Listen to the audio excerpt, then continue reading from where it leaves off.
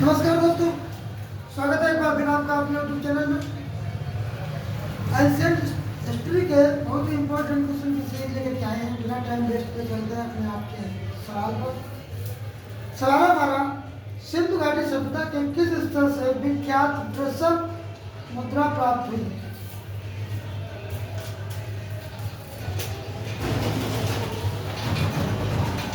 सिंधु घाटी सभ्यता के किस स्थल से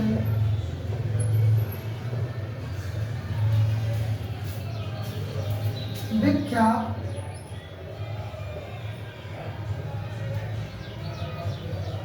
वृषभ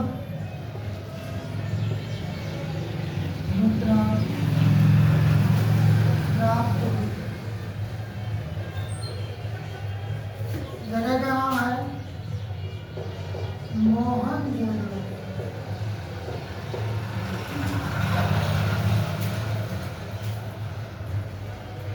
किस वस्तु के अवशेष सिंधु घाटी सभ्यता में अभी तक प्राप्त नहीं हुए? तो हमने करवा दिया था, शेर है। कौन सी सभ्यता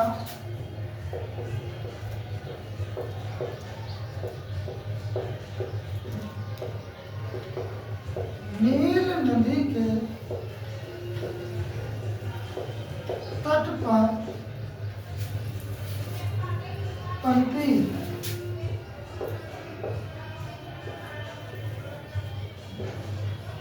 मिस्र की सभ्यता।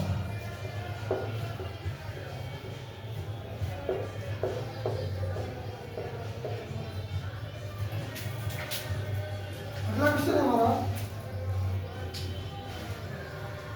उत्तर से दक्षिण सभ्यताओं का क्रम पूछा है। उत्तर से दक्षिण, उत्तर से दक्षिण सभ्यताओं का क्रम।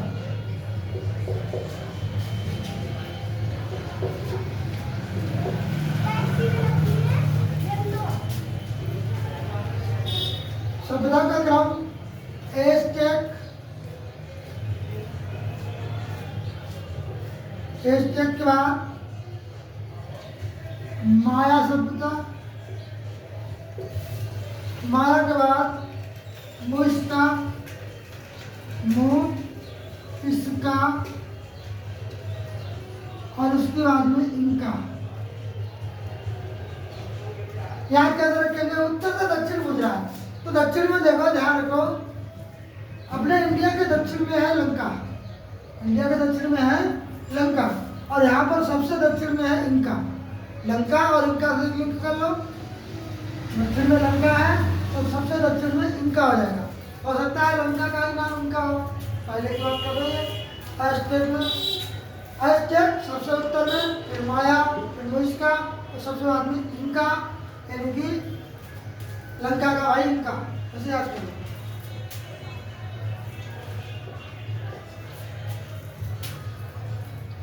आर्य शब्द का या आर्य शब्द, आर्य शब्द इंगित करता है, किसकी तरफ इशारा करता है आर्य शब्द? तो यह हो जाएगा श्रेष्ठ वंश को।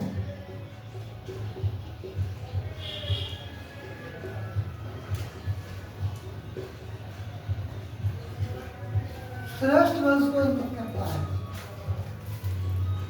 सबसे पुराना वेद है,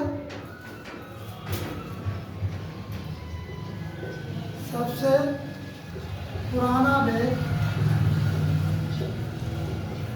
कौन सा है? ऋग्वेद।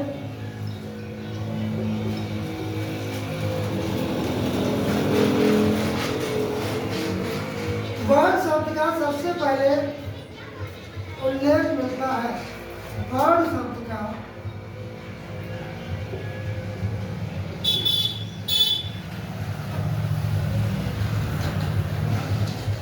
सबसे पहले उल्लेख मिलता है। इसका आंसर हो जाएगा ऋग्वेद।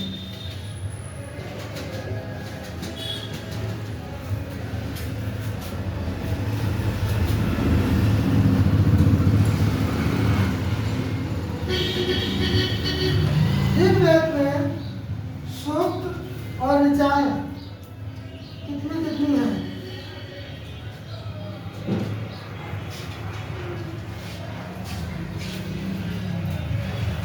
ऋग्वेद में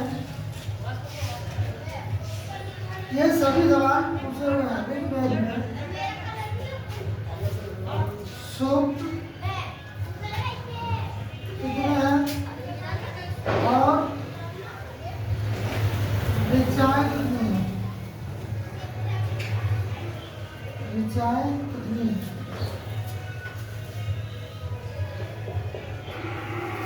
सूक्त है 1028 और ऋचाएं हैं 10,512।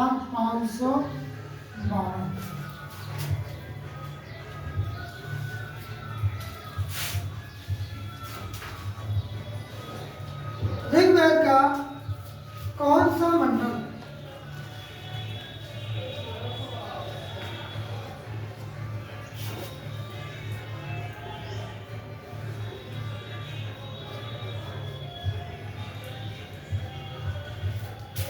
मंडल सोम को समर्पित है?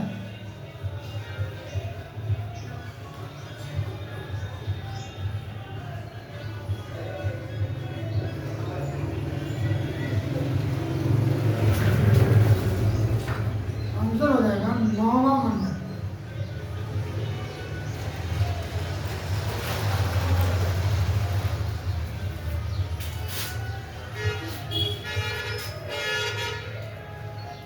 गोपद ब्राह्मण संबंधित थे?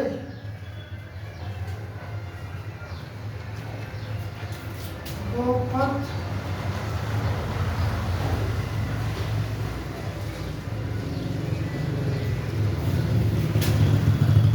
संबंधित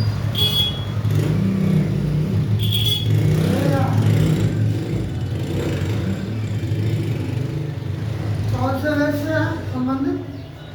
तो ये है अथर्ववेद से। अथर्ववेद से। और जादू टोना वगैरह, जादू टोना तंत्र मंत्र, ये भी अथर्ववेद में आता है। जादू टोना मंत्र वगैरह जो भी है, टोटके वगैरह, ये सब अथर्ववेद में आता है। वशीकरण वगैरह, वशीकरण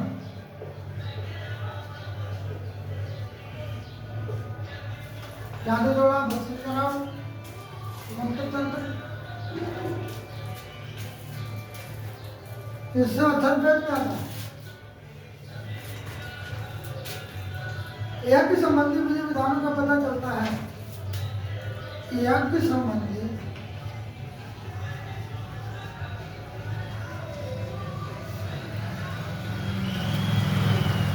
विधि विधानों का पता चलता है। तो ये हो जाएगा यजुर्वेद। यजुर्वेद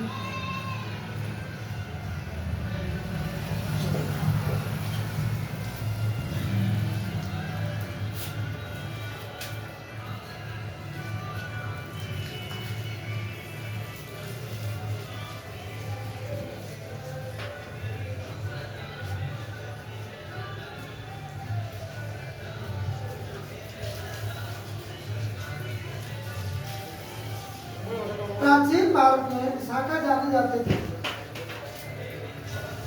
प्राचीन भारत में विशाखा जाने जाते थे। जब विशाखा का मतलब पूछ रहा है तो विशाखा का मतलब आ जाएगा स्वर्ण आभूषण। स्वर्ण आभूषण इधर विशाखा कहते थे। विशाखा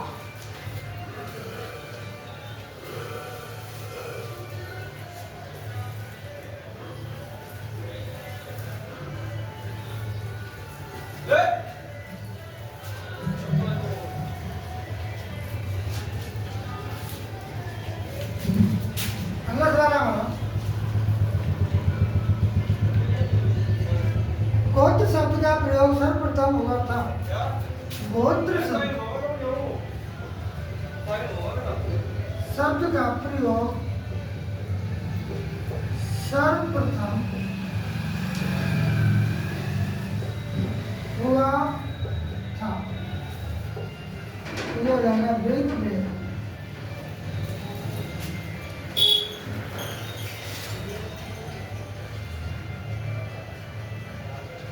ऋग्वेद में उल्लिखित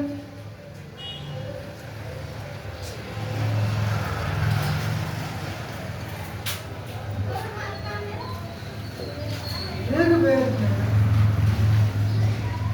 उल्लिखित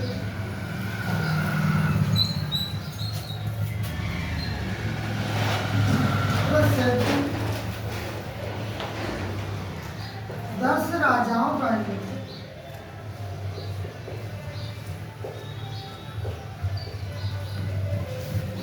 किस नदी के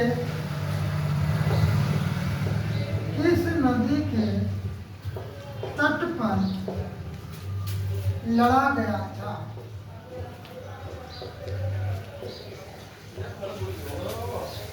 यदि पारुष्णी नदी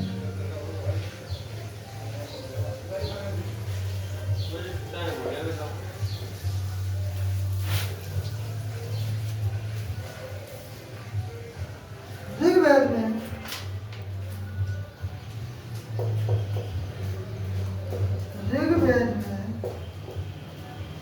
किस नदी को मातेत्मा, देवीत्मा और नदीत्मा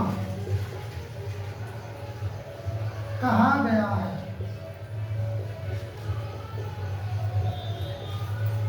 तो इसका आंसर हो जाएगा सरस्वती नदी। सरस्वती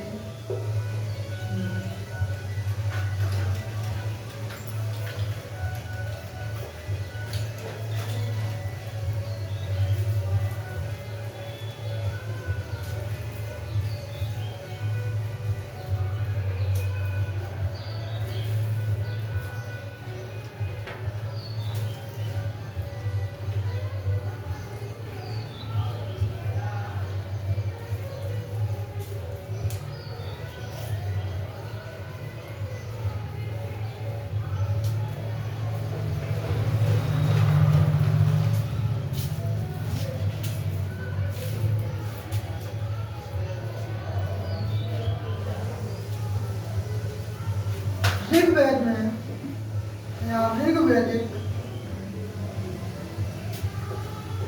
पढ़े किस वर्ग के नागरिक थे? तो पढ़ी का मतलब अपने लगा लो उसे बड़ी से, पढ़ी से बड़ी से लगा लो, पढ़ी और बड़ी। तो पढ़ी का मतलब बनिया, बनिया का मतलब व्यापारी, और पढ़ी का मतलब भी व्यापारी हो जाए। पढ़ी का मतलब भी कहा जाएगा व्यापारी।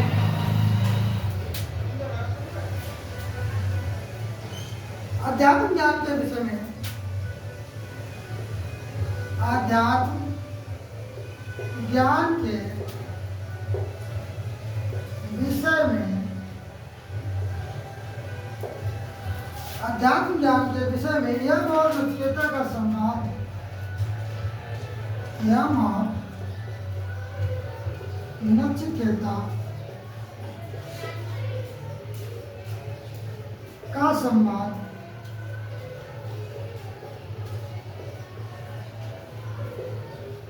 किस उपनिषद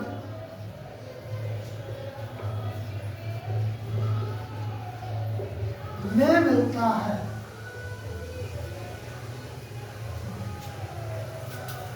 ये हो जाएगा कठोपनिषद। कठोपनिषद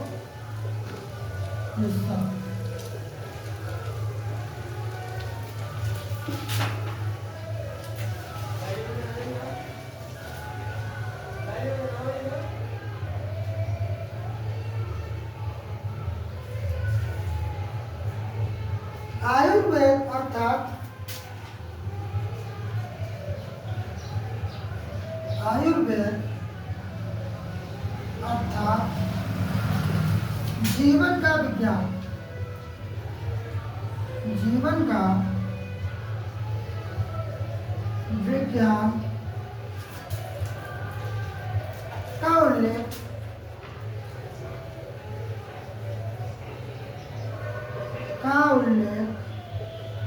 मिलता है।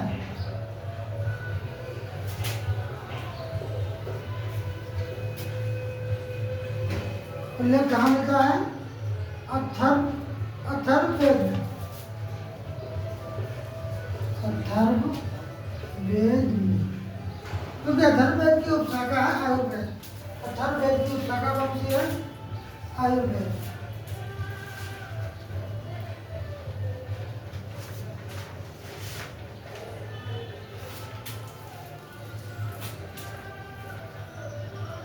किस वैदिक साहित्य में मोक्ष की चर्चा मिलती है? किस वैदिक साहित्य में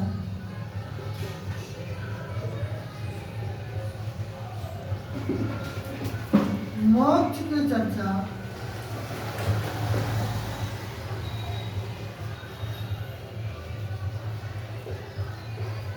मिलती है? किस वैदिक साहित्य में मोक्ष की चर्चा मिलती है? तो ये हो जाएगा उपनिषद।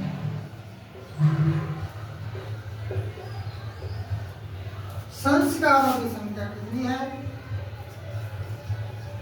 संस्कारों की संख्या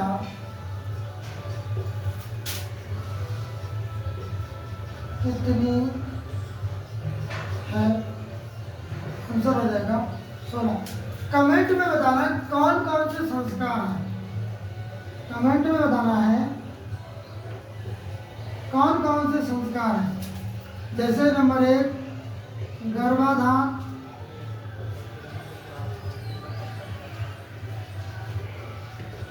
दूसरा है पुंसविल,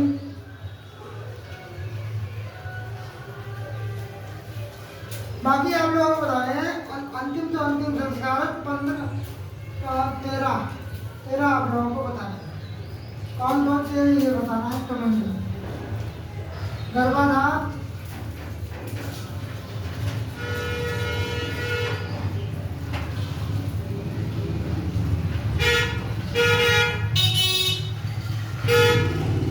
और आज का हमारा लास्ट सवाल है मनुष्य के जीवन का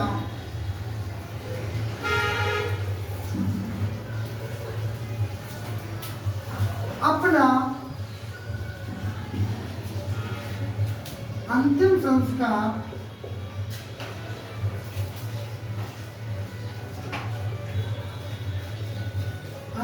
संस्कार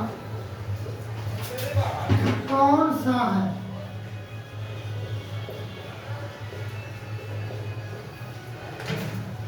मनुष्य के जीवन का अपना अंतिम संस्कार कौन सा है? देखो सवाल ये है, किसी परीक्षा में नहीं है, लेकिन ये सवाल कहाँ से बना है यह बता है। ये संस्कारों से बना है।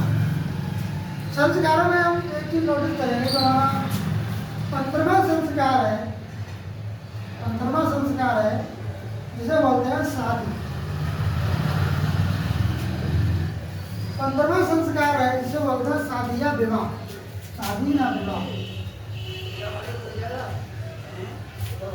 ये मनुष्य के जीवन का अपना खुद का जीवित मनुष्य का अंतिम संस्कार होता है। इसके बाद उसका कोई संस्कार नहीं होता, फिर वो डायरेक्ट उसका अंतिम संस्कार होता है जब मर जाता है। मनुष्य जीवन का अपना अंतिम संस्कार मतलब अपना खुद का जीवित रहते हुए जो संस्कार होता है वो होता है शादी। और मरने का खुद थोड़ी देखता है कि हमारा संस्कार हो रहा है नहीं हो रहा है। तो इसलिए मनुष्य के जीवित